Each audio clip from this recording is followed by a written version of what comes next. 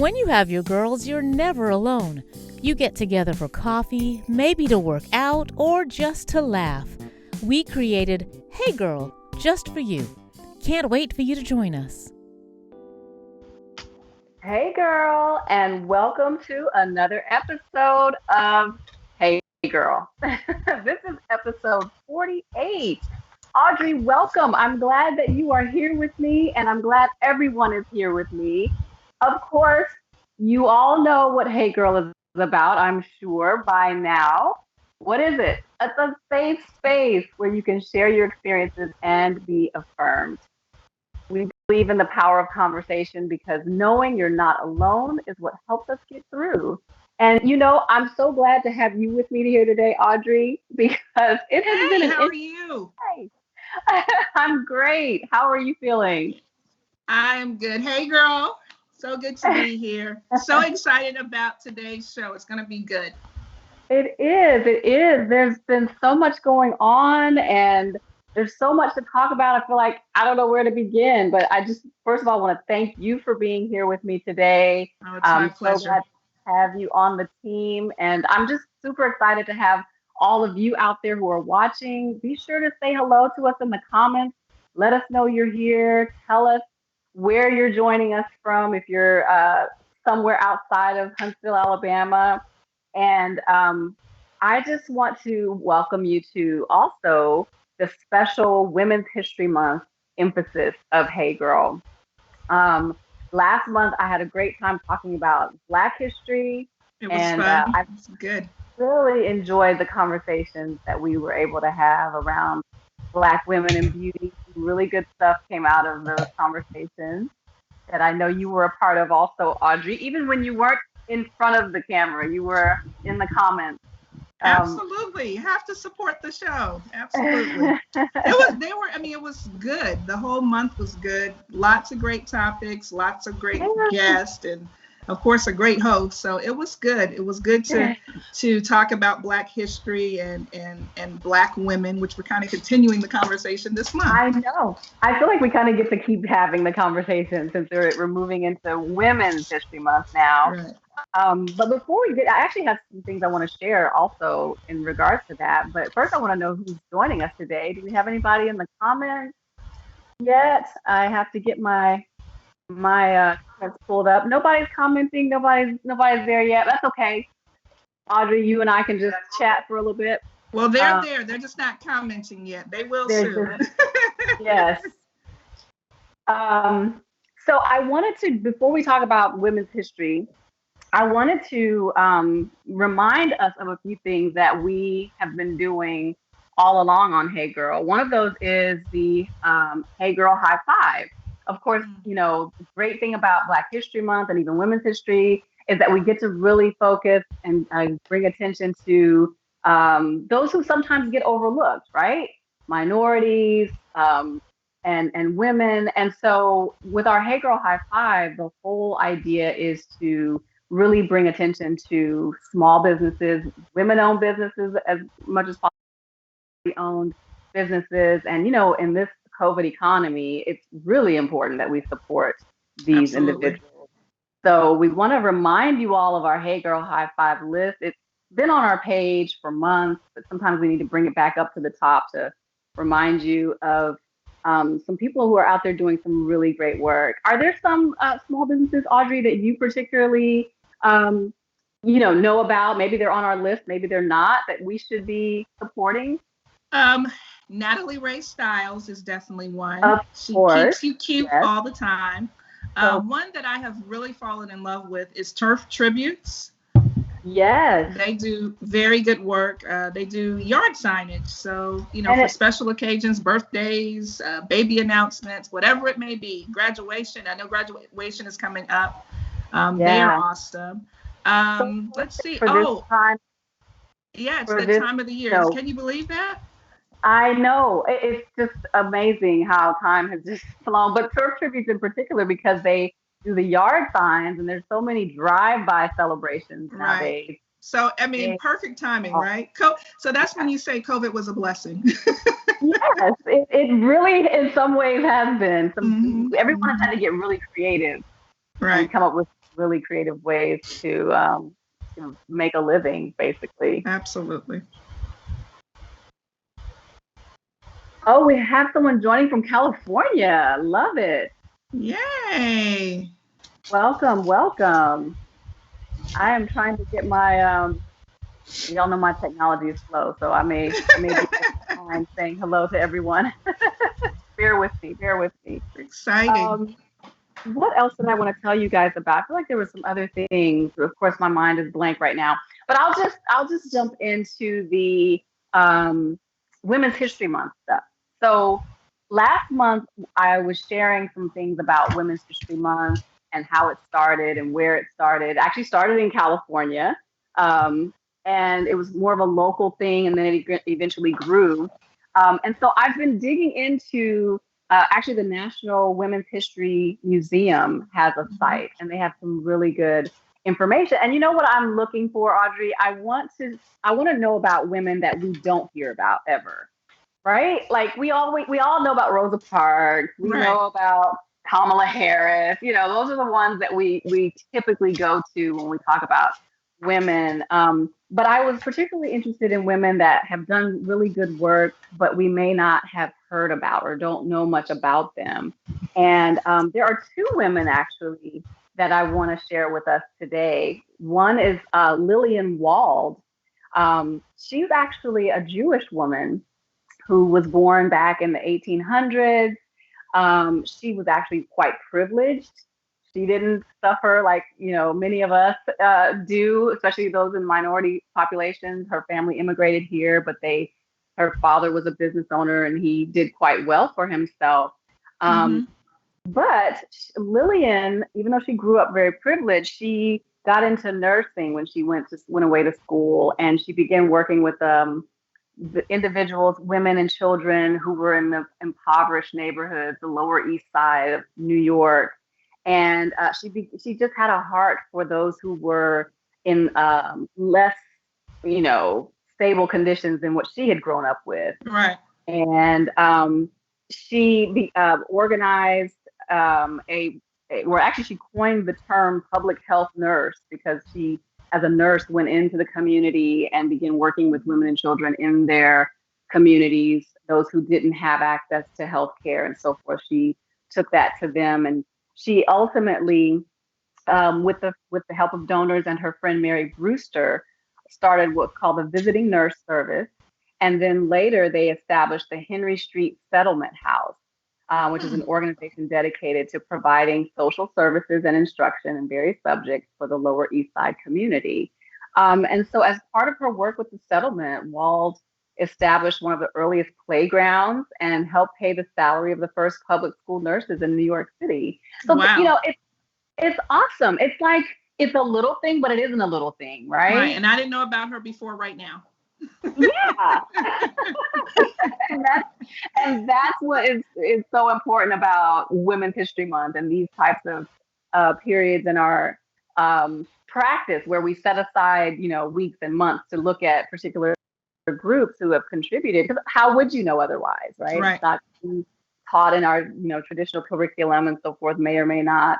And so that's what I loved about the fact that we're in this month where I'm like, okay, I got to find some interesting people that we don't know about. And so in 1922, the New York Times named Wald one of the 12 greatest living American women, and she later received the Lincoln Medallion for her work. And so as an outstanding citizen of New York, so she did what she saw the need for right there in her own community, Right. and I think that's awesome.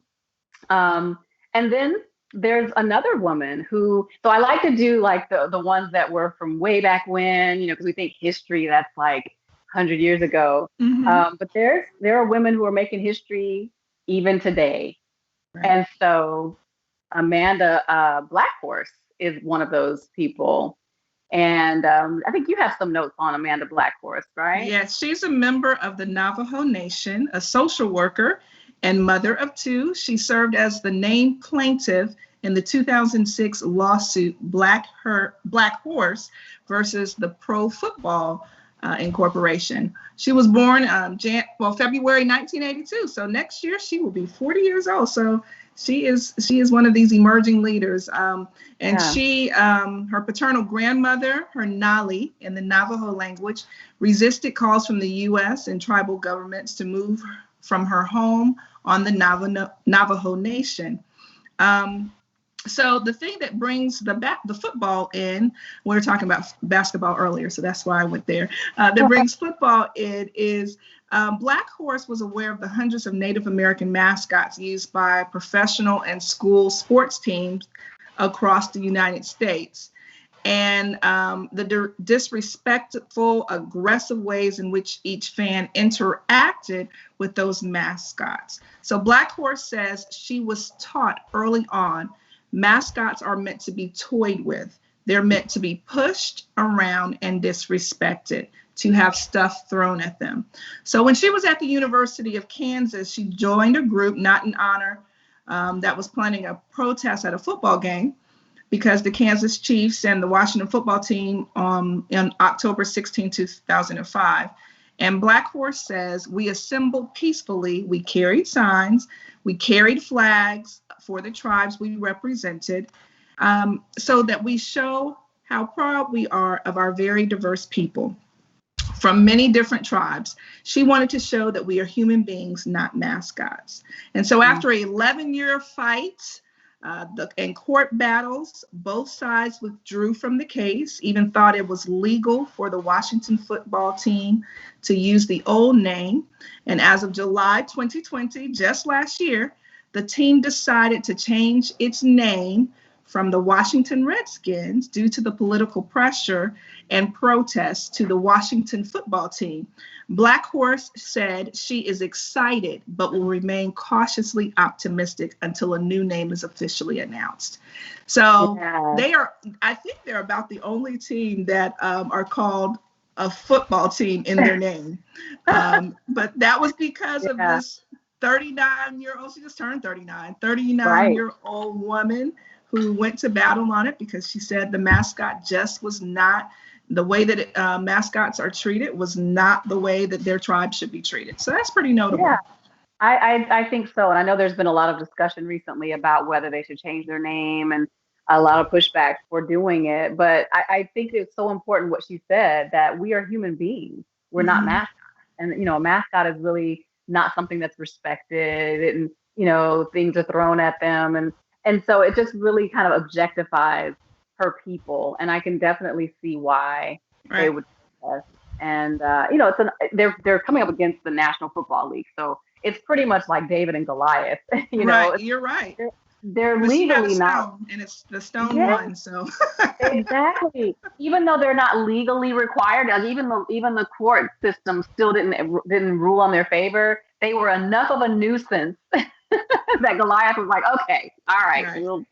We'll give in. So I love with both of these women that they saw a need in their own communities and they did something about it. They didn't sit back and let it happen. They did what they could. They did what was within their reach to do, and they made a difference. You know, even if it was a long battle, it eventually resulted in a difference. And so I think that is very noteworthy. And I think that we should remember Lillian Wald for her work with women and children in her community. And we should remember Amanda Black Horse for the work that she did in gaining respect for her people and her community, which I think is so important, because we can easily just cast aside those that we don't think is important or don't see, you know, often in our little world. You know, when you're a football fan, all you care about is football, but you know, we need to really be paying more attention to some of these other things. And so we need people like Amanda Black Horse to make us more aware and more sensitive. But I'm excited to have invited our guest for today, Audree. She's a great friend of ours, just a wonderful human. And also a social worker. Also a social worker, helping improve the lives of women and children. So I put her in the same category with these other women that we've been talking about, who's making a difference right where she is with the people who are right within her reach.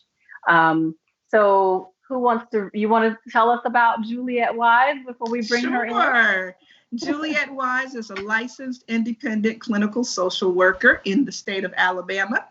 She earned her bachelor's degree in social work from Oakwood University and master's of social work from the University of Maryland, Baltimore County, UMBC.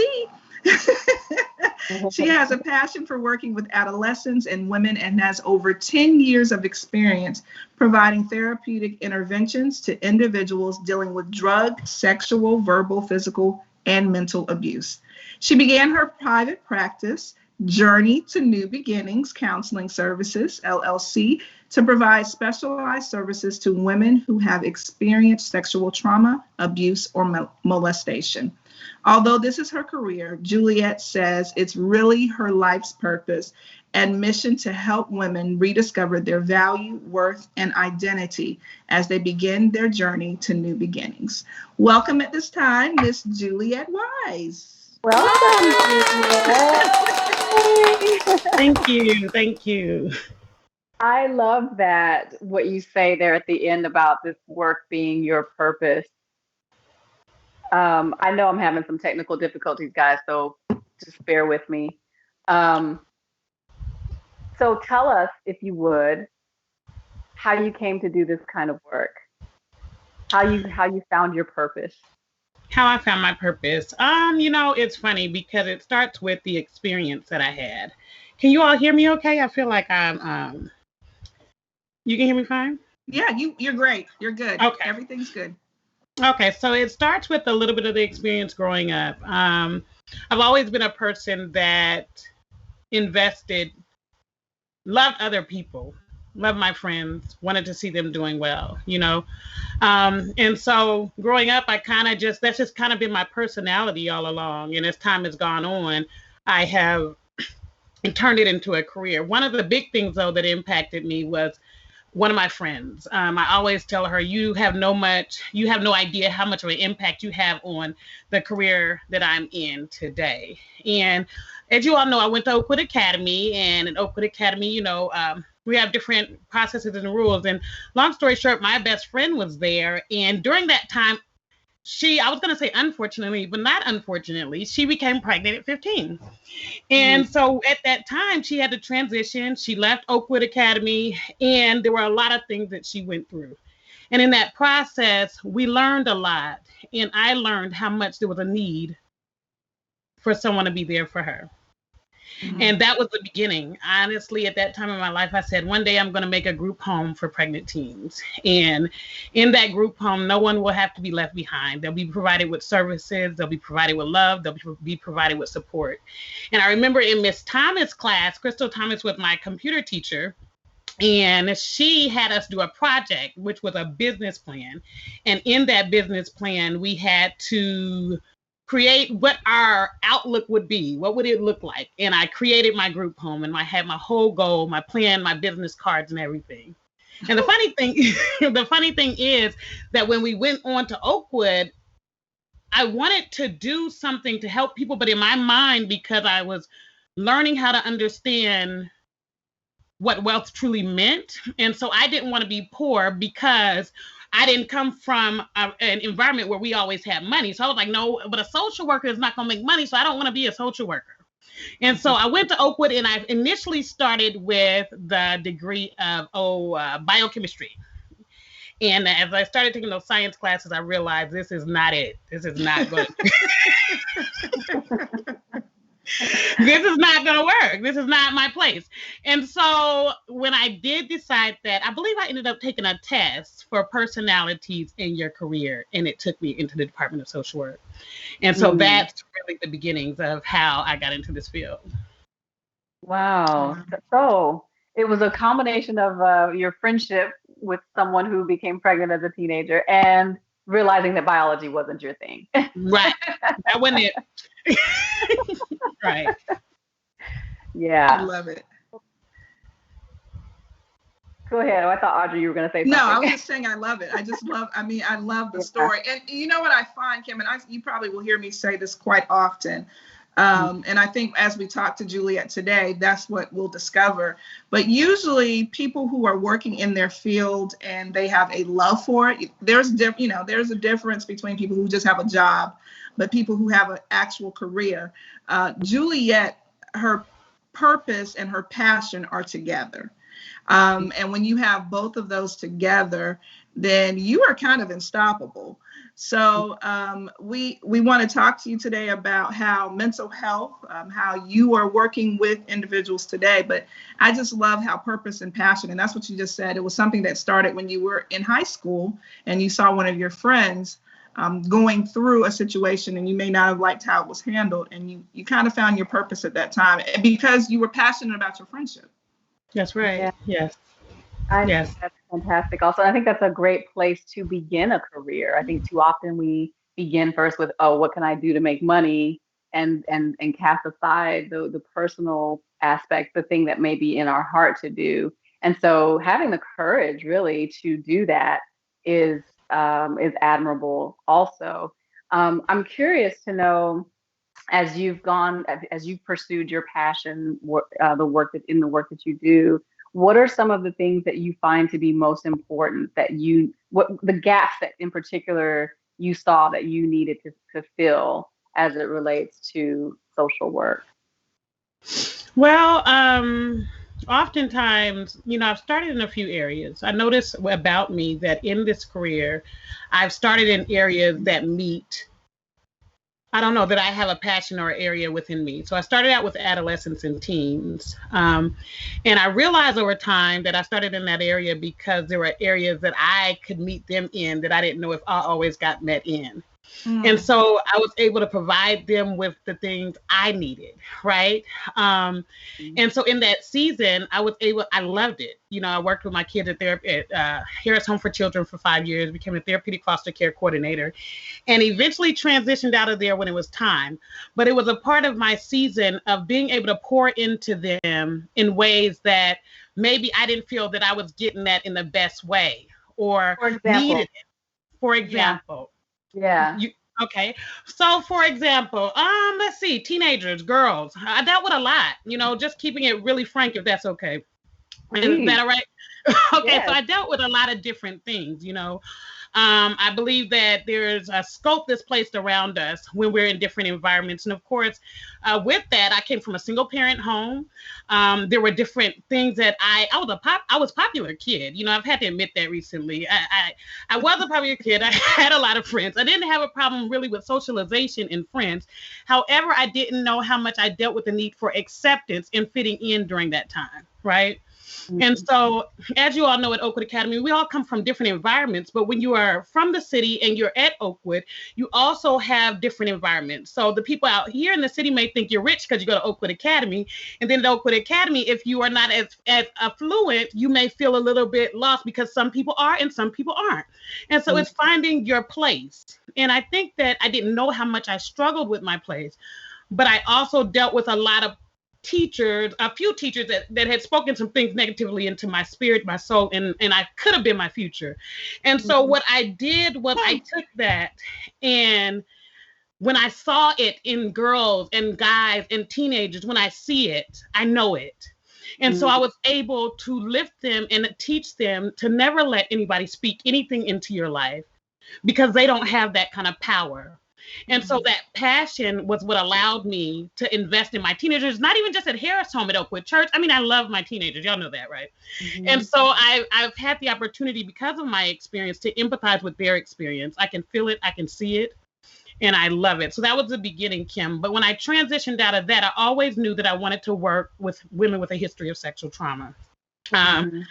Because I have a history of my own sexual abuse, and I wanted to be able to help women to understand that there is hope. There are experiences that we have, but we don't have to get stuck within them. If we understand that there's the ability to heal through them, then we have the ability to work through the process. And the process is not easy, nor is it, I tell my patients all the time, this is not a sprint, right? That's the fast one, Audrey. This is a marathon, right? And so I try to teach my patients that because it's a process and there's no rush. You have to understand yourself. You have to understand the impacts of whether it was molestation, rape, sexual abuse, whatever form of trauma you experienced. And you have to go through that process of even being able to name it in order to get to a place of healing. And so I also work with sexual intimacy, because once you work through sexual trauma, then you need to know there's an other end. You can connect again. And so I'd like to help them to heal through that and get a different association with your body, so then you can experience that other end. Wow. Oh, that's good. You know what I loved you just said? I almost shouted. I had to hold myself.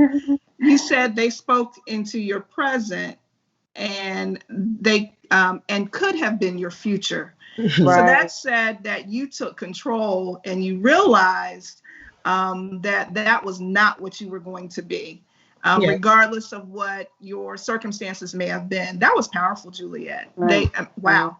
So I just love that. And I love what you just said about dealing with the sexual intimacy, because they go together. Yeah. Once you heal, you have to find a way to cope and deal with your new self.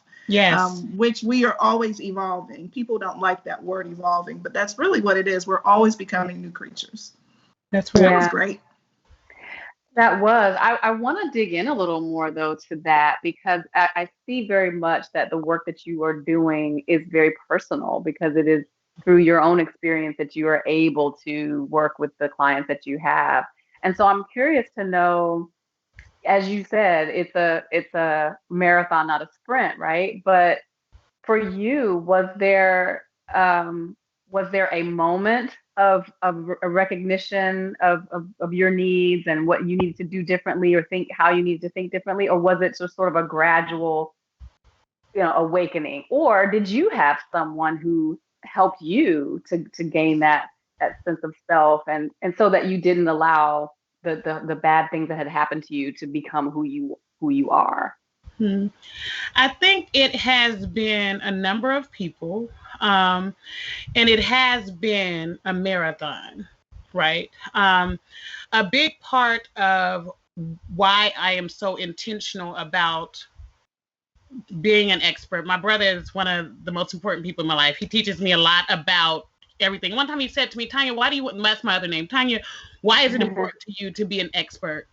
For me, it's very important to be an expert, because especially in this area, sometimes people will come in not knowing the impact you can have if you don't know what you're doing working with someone who's dealt with sexual abuse. You said to me, well, do you think as a result of being sexually abused that you are attracted to women? Now, I don't think there's anything, this doesn't have anything to do with my idea, my belief or anything, but she planted a seed in my mind that made me say, is that what's supposed to happen as a result of you being sexually abused? At that moment, I didn't even know the impact of sexual abuse. I just knew something inappropriate had happened that made me feel uncomfortable. So now you've planted a seed. And when you plant that seed, now you have a child who's 8 or 9 years old wondering, and can cause confusion for many years to come, right? And so as time went on, that was the beginning of, I knew that wasn't right? And so I feel like I knew in the beginning. I would sit at therapists and they'd give me a little paperwork, and I'd be like, this is not going to work. Like, I don't want to color. I don't want to do this. And so, so I feel like I knew what was not meeting the mark for me earlier on. And I knew that I wanted to be authentic with whoever I was in front of, so that they could truly get healing. Because if you don't understand, or if you're fearful of what I'm saying, I also went to a therapist one time who I think became fearful of my experience because of the fact that person felt it would have on maybe their child, being familiar. And so I felt like you have to have a high level of self-awareness to know where you're working so that you can benefit your clients in the best way. And so with me, that's why being an expert is important. And as you asked, Kim, was it different people? Yes, it was a number of people. I also think it was my rebellious spirit that when those people, when negative things were said to me, I don't know, y'all, I've always been a fighter. And so when negative things were said to me, it was, no, that will not be my story. And so those words honestly worked for me. And I'm not saying people should do that. But it worked for me because it helped me to say, no, that won't be my story. Yeah. You can believe it will be. And it really did. It was my elevator, but that was only for a time. I don't ever want people to believe that that's going to last. Because once that takes you to where you need to be and you reach the goal, then you have to figure out what continues to keep you on the path. Because that helped you to reach the goal. That helped you to survive. It didn't allow you to thrive, you know? And so once I reached the goal, I recognized the need for my own therapy, you know, because now I've reached the goal. Like, what am I going to do now? Right. Yes, I want to be a therapist, but the push behind it was proving people wrong. You know what I'm saying? Or the push behind the degree, not the therapist, but the degrees. Because, you know, we grow up in a scholastic environment. And so that was the push. But then working through therapy, learning to understand who I am. And honestly, a lot, you guys, I learned in my sessions teaching other women. So I continue to evolve. Like you said, that's huge, Audrey. Evolution is important. We will continue to evolve till the day we die. So even when I'm working in sessions with patients and different things come up, I continue to learn. But the answer is it was through therapy, my own therapy.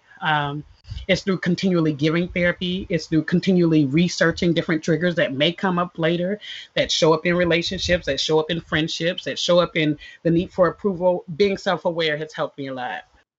Go ahead, Audrey. I always got a question on my tongue. I always have a question.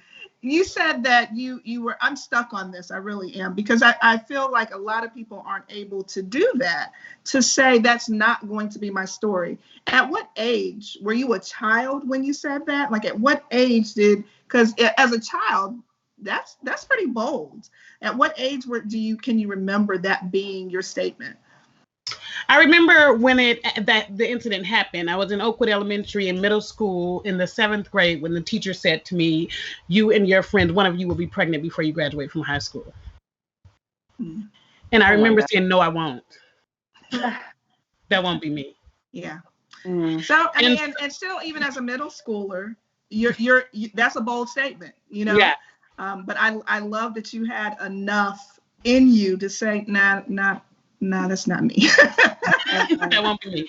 And I think, Audrey, when you ask, I think it's because in reflection now, I was talking in an earlier interview this morning, and my mom, I realized things that I didn't realize then that I realize now. My mom made so many sacrifices for me, my brother, and my sister to be at Oakwood Academy.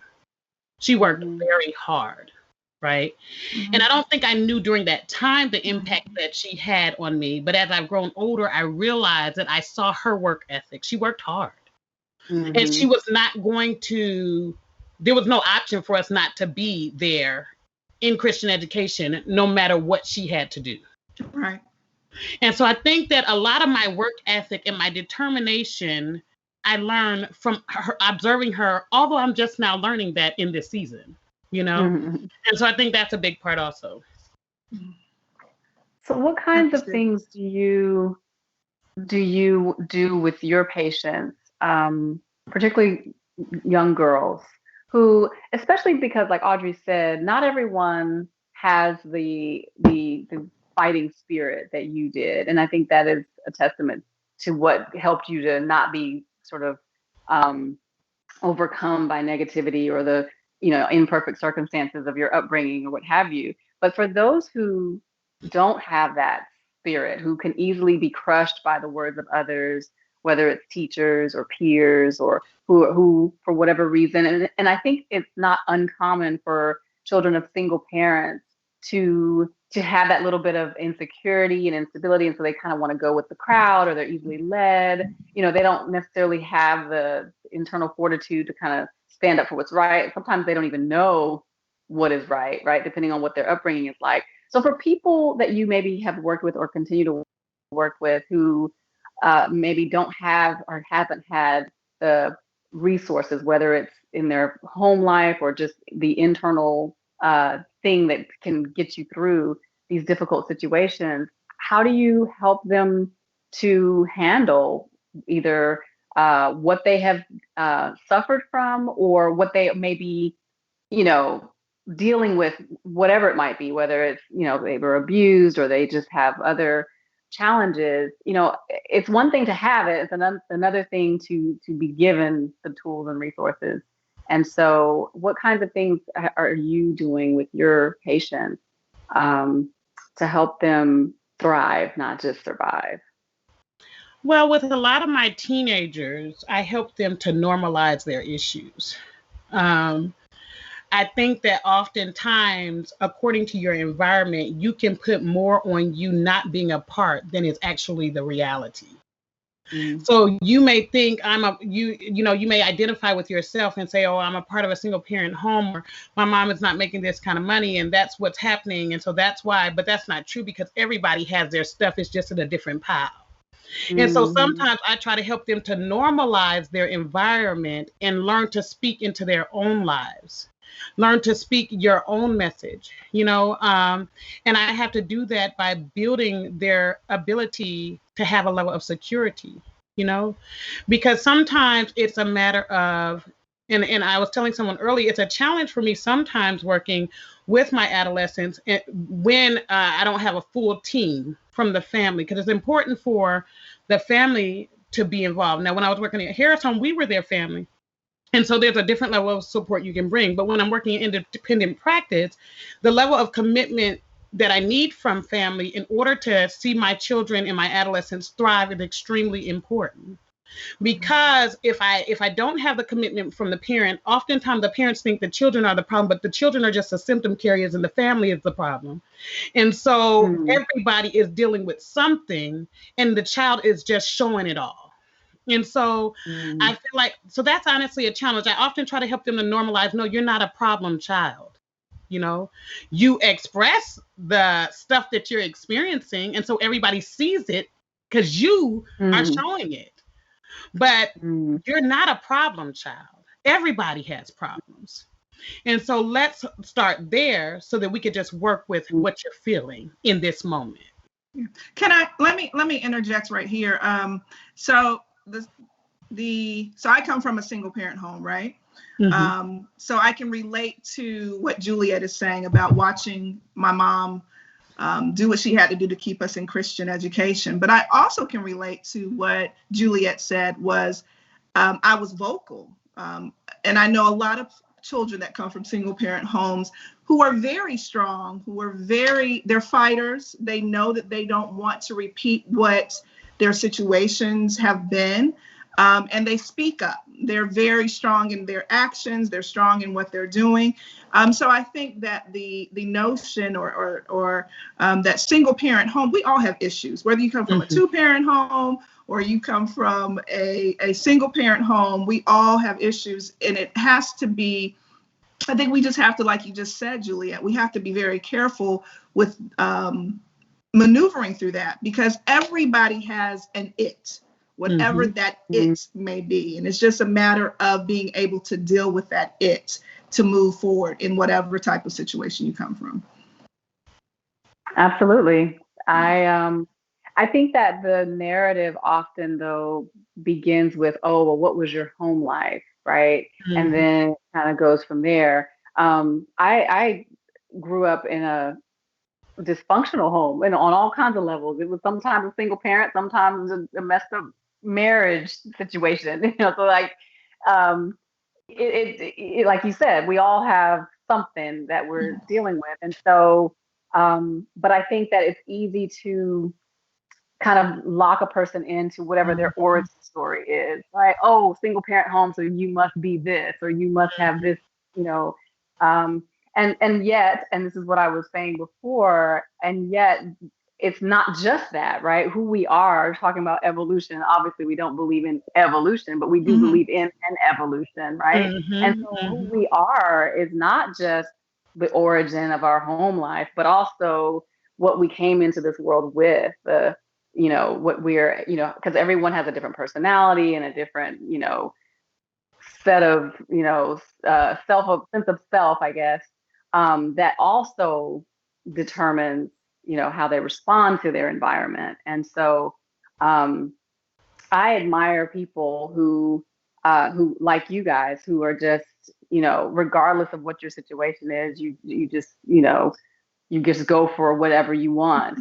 Whereas, my family life, my home life was not perfect either, but I think I'm that type of person who can easily be defeated and overcome by circumstances, right? And so I'm always interested in those of you who work with people and how you can help people like me who maybe are easily defeated, who are easily, who give in to the narrative that because you are this or that, that's who you will always be. Because it's not just where you come from, but it's also who you are. So I'm interested then in knowing, Juliet, what you see as most important then about your work, and where you see the greatest need with young girls especially, because I guess I'm speaking from the perspective of a girl. I assume that girls have we have particular needs, we have particular weaknesses. We're at a disadvantage in a lot of ways. Now I know that guys have their thing too, but I guess I hear you saying it's Women's History Month, so it's Women's History Month. Let's talk about this problems of women and being a girl in this world. It's Girl Power Month. That's right. But yeah, where do you see the need? Do you see a lot of girls like me who are just like, deflated and defeated easily? Or do you see more girls who are fighting back, and maybe they got a little too much fight, Right. And so I think I see all kinds of women, Kim, right? I do see all kinds of women.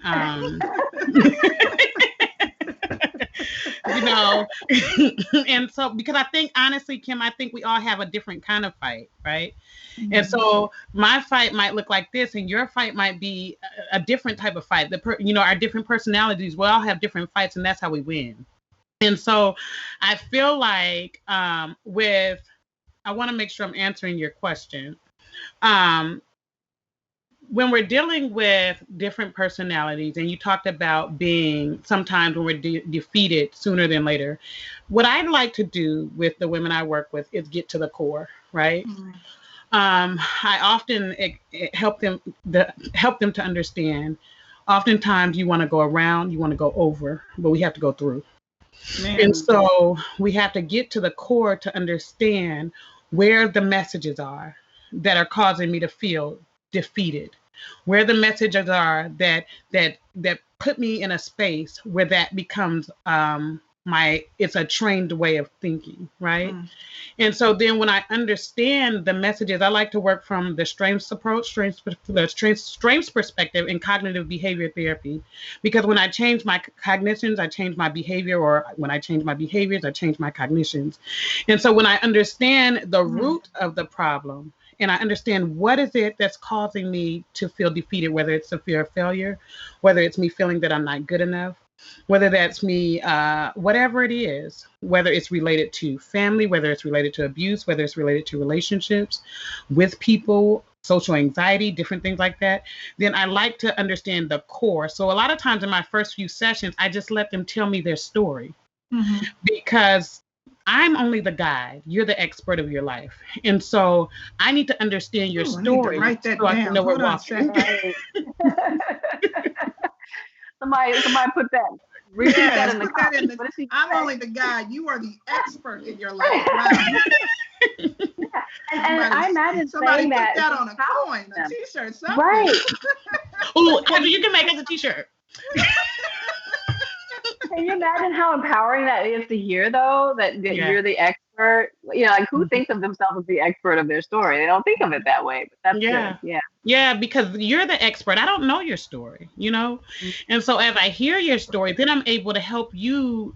We are able to come together as a team to mm-hmm. figure out where I started getting those messages of mm-hmm. defeat, mm-hmm. where those experiences started. So whether our personality is outgoing, whether we are more phlegmatic, my grandmother used to talk a lot about the temperaments, but whether we are more introverted or extroverted, all of us have different spaces that we sometimes have gotten stuck in that we don't know.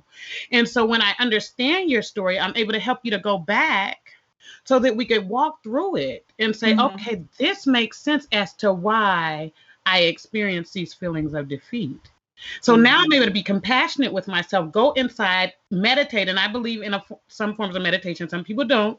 But I believe in closing your eyes and imagining that little girl at 9 years old for me, that little girl at 12 years old or wherever she is, and letting her know that I'm coming for you so that I can help you to get to a space of thriving, right? Because when I connect with her and I see her and I understand her, because she's here.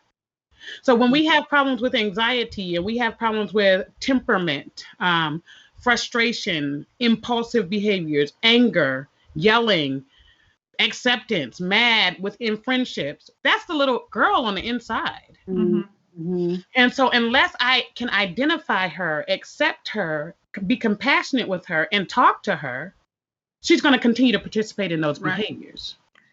How do you feel about acknowledging in relationships? And I'm saying any type of relationships, because once you know who that little girl is inside of you, you are in tune with your triggers. Yes. So how do you, and as you're healing through the process, or even after, it still may bother you after you're healed, you might be able to have coping mechanisms to deal with it. But how do you teach and coach and guide your clients to let people know, hey, these are the triggers that bother me, and I need to let you know so we can have a healthy relationship? Oftentimes, what I tell my clients to do, well, let me say that I do two ways. First, I tell them you get comfortable with your triggers. Because oftentimes, Audrey, what happens is people, we know there are triggers, but it's a hard time between acknowledging, accepting, and being with them to work through them so they're not always our triggers, right? And so when I get with my triggers, I understand my triggers, and I'm able to be more compassionate with myself in my triggers, love myself through my triggers, work through them, understand that there are nothing wrong with them. They are just a part of my experience. Then that helps me to communicate to my partner or my friend that is a trusted, safe person. This is a trigger for me, and I'm working through it. But when you do this, it causes me hurt. But in order for me to do that, I have to trust myself with me to be vulnerable enough to not fear if they cannot cover me in a safe way when they know my triggers. Does that make sense? And so basically being safe with your triggers and being able to communicate it in a way that you're not afraid, because everybody has their stuff, right? So even if I'm in a relationship with someone and I tell them, they may not truly all the way understand. So they may do it again. Or even desire to fix it. Right. Yeah, and that's the thing. You can't control everybody. All you can control is yourself.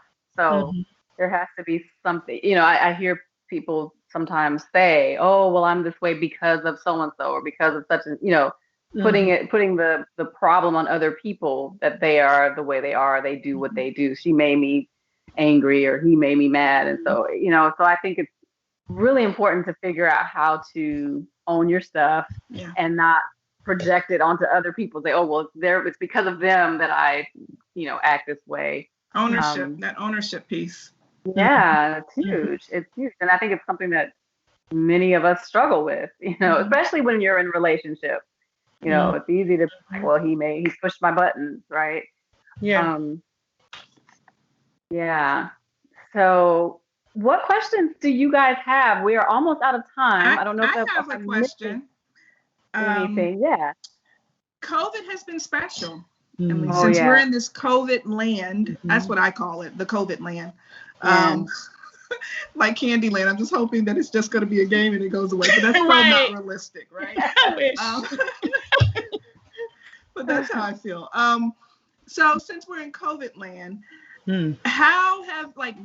what have you seen? Have you seen an influx in mental health issues? I know what I assume, but you're on the side of treating, and walking with people in this journey. What have you seen? Are people really not doing well? How are they adapting? How are they? I know how I'm doing, and it's a day-by-day thing for a lot of people. So what have you seen? How has COVID changed what we are doing currently? You know, Audrey, it's definitely a challenging season for people. You know, on one end, it's a growth season for me. And that's what I say for you. It's a blessing. Yeah. But it's a challenging season for people. You know, there's so many different things that we may have been dealing with. Most of the time, we have been dealing with before, but now when it's compressed and things are out of our pressure cooker. Yeah. And it's hard, just exactly like that. A pressure cooker things are out of our control. And I know we're talking about women, but I just want to drop this part in there because even with the men having a hard time with their roles of protectors and trying to make sure they're protecting their homes, but dealing with their fears related to the virus and their families getting sick. That's what I've seen a lot in related to the men wanting to go to work and be the providers, but then afraid, you know, due to the virus and fear of their lives. And that's older men, you know, and all kind of men. But I've seen that. I know we're focused on women today, but I just think that's important because that's been huge. Well, that's for relatability too. That's how that includes. Yeah. And then with women, what I've seen is it's been hard, you know. Women, we already play a number of roles, right? And so that's what I've seen a lot of women struggling with. We already play a number of roles, but right now when everything is brought to the home. So say if you're it could be whether you're a stay-at-home mom or you work out of the home and you work out of the home, but now you're working in the home. And so you're working in the home, you're taking care of your children, you're trying to make sure your husband is taken care of, or if you're single, you're just trying to make sure you don't go crazy. And then you are trying to balance all of these roles and make everyone happy. In addition to the fact that you deal with your own stuff, you know, you got your own anxiety, you have your own depression. It literally is like a pressure cooker. And it's overwhelming. You know, we live in a city too where a lot of people are accustomed to traveling, and that's become a norm for families and really works in some ways to help with the adaptation and the balancing and the ebbs and flows. And that's what they've been accustomed to. And now we have a lot of partners who are not traveling. So you're all in this home and you really maybe didn't know each other. And so you're together, you know, and you're together all the time. And so there's relationship issues. There's intimacy issues. There's suffocation, feeling like I don't have a moment to breathe, anxiety increasing, not just related to COVID, but just related to life. I need some time. Yeah. You know? So I've seen a high increase in anxiety, a high increase in adjustment. In trying to figure out this relationship now that I see you more often, now that I get to know you more often, right? In parenting, now assessing what that parenting looks like, because now you have both parents in the home a lot and everybody's adjusting like, okay, so are we going to both, you know, do this? Or how is this going to work? Or how are we going to get a break? When do we get to leave the house? What does a break look like? So I've done a lot of sessions related to how do we create spaces to where we have a routine that helps us to transition the day, right? So I'm sorry, go ahead. Go ahead. No, I wanted to, as you continue, here's what I want you to tell us, because we all are like nodding our heads like, yes. Yes. So I want you, as you answer this question, to help us real quick to get some sense of the things that we need to do to manage this stuff, the anxiety, the overwhelm, the fear. So like, if you can, in your answer, just sort of give us some, like, here are a few things. Top tips. Yeah, here are some of the things that you're telling your clients, because all of us I know are like, yes, that's me. Help me. We all about to go crazy. Me too. And so give us some of those things. Yeah, go ahead. Okay, so what I would say, what I have help my clients with is creating a routine that you do have control over. The biggest thing is understanding what we do and do not have control over, right? And so when I assess what I have control over, I have control over my house, I have control over the water that runs, I have control over the food that I eat, I have control over the smells that I smell.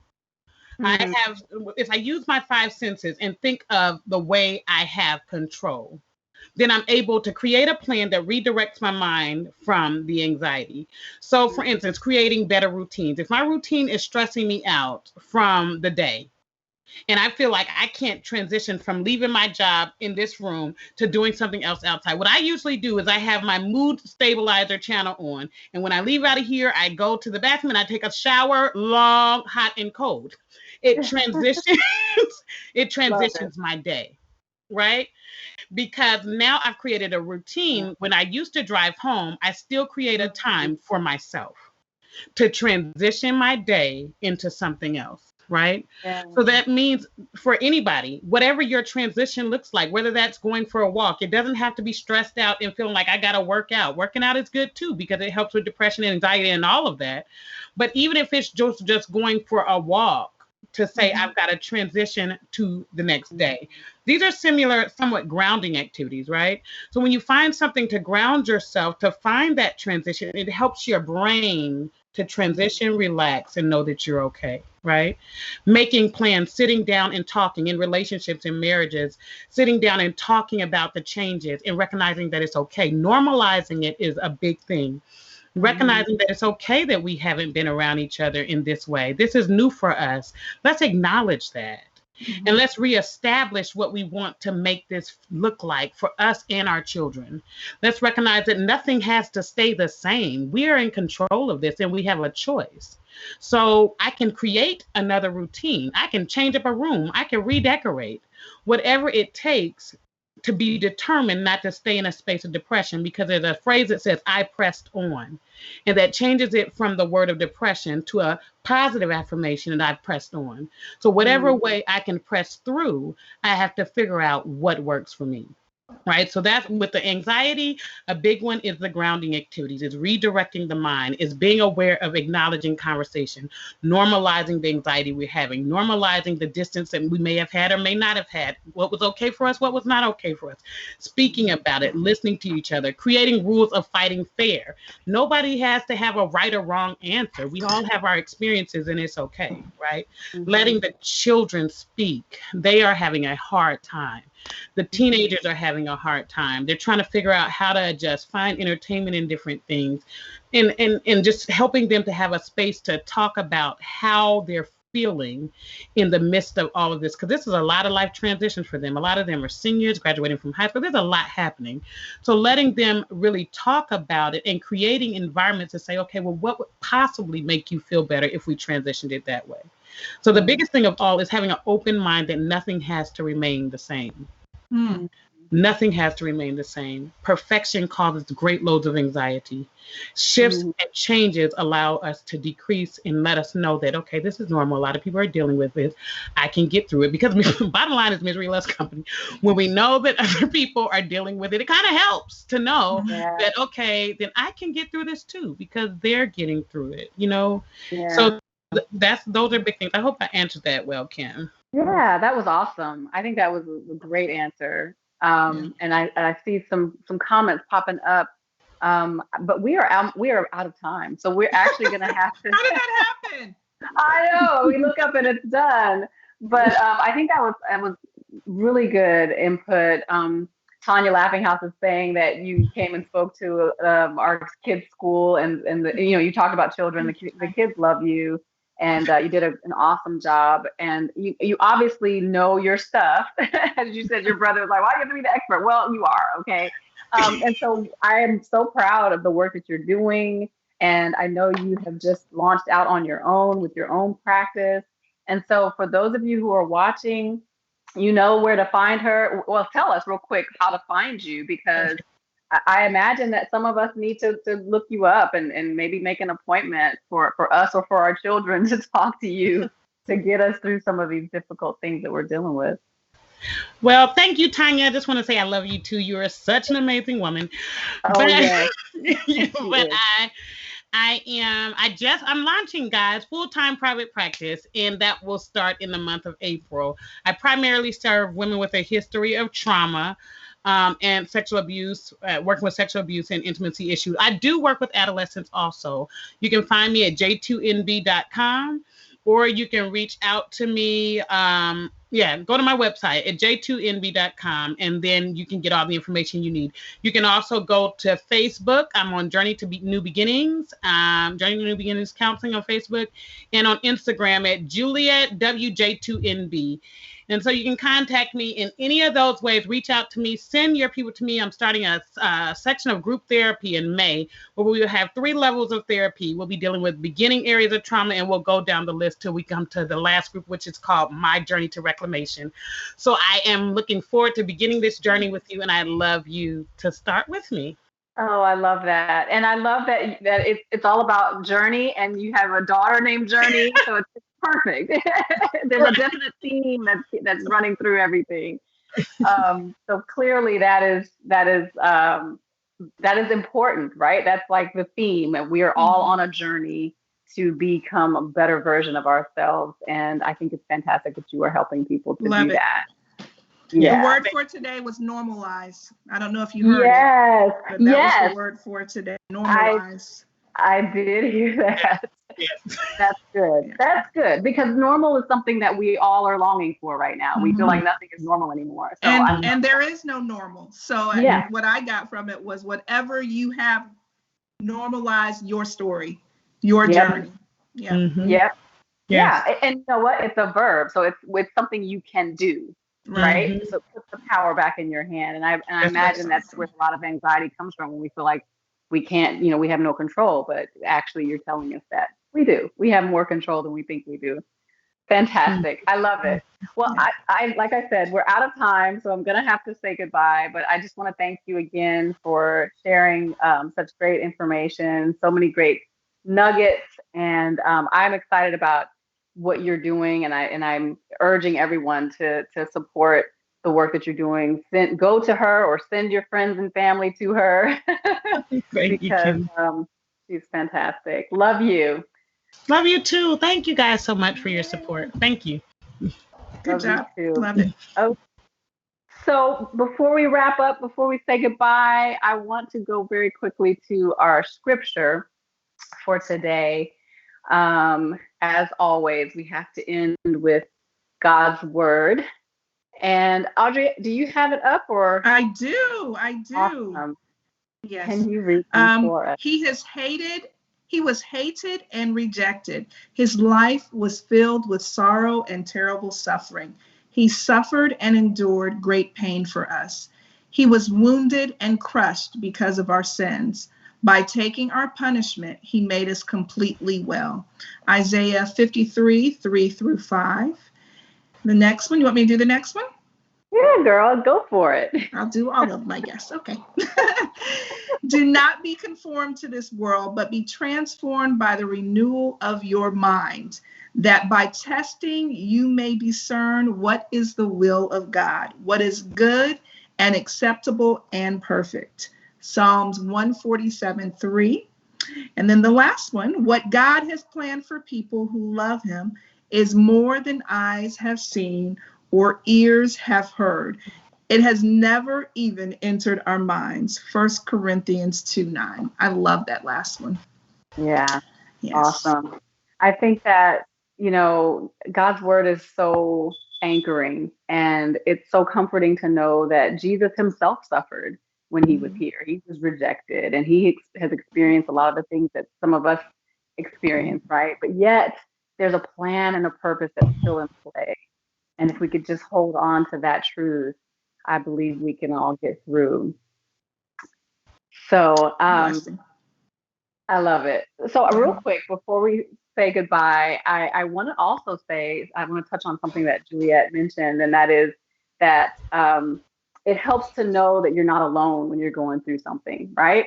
And that is exactly why we started Hey Girl, because a year ago next month, we were entering into this strange new normal and trying to figure it all out. And the idea that we came up with was, this will be a lot easier if we know that we're not alone going through this, and if we can share experiences and gain strength from one another. And so I'm just thrilled that you all have been with us as a team throughout this last year, because that is what we are all about, is supporting one another to get through this journey that we're all on together. I think we're learning more than ever that Hey Girl time is something that you have to figure out how to get.